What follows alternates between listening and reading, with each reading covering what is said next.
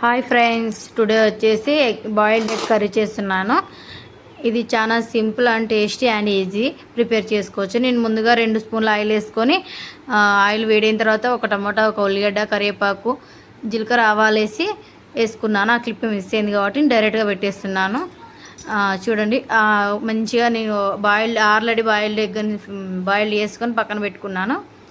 ఆ విధంగా మగ్గిన తర్వాత దగ్గర ఉన్న తర్వాత ఒక హాఫ్ టేబుల్ స్పూన్ పసుపు వేస్తున్నాను.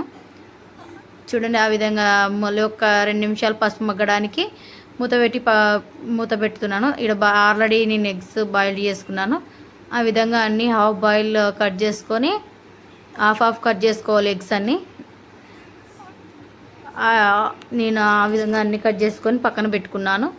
నేను వచ్చేసి 6 ఎగ్స్ తీసుకున్నాను.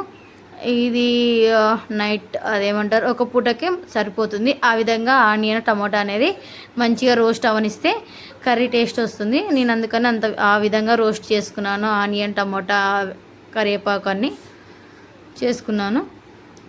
కొద్దిగా గ్రేవీ కావాలంటే మనం తర్వాత నీళ్ళు ఎక్కువ వేసుకోవచ్చు.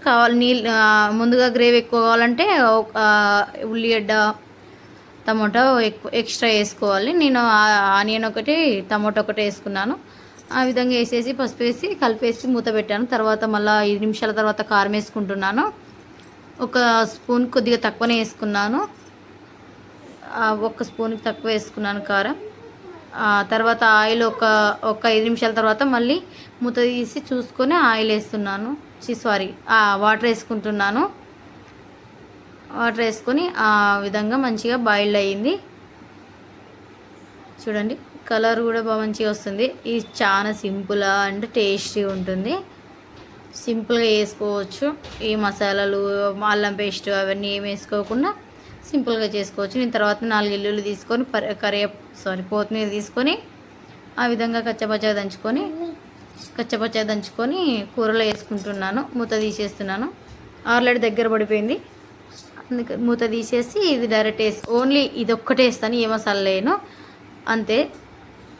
ఒక 5 నిమిషాలు పెట్టుకుంటే సరిపోతుంది. మనకి కూర రెడీ అయినట్టే. సింపుల్గా సింపుల్ ప్రాసెస్ ఇది. నచ్చితే అలా ఒకసారి ట్రై చేయండి. Thank you for watching.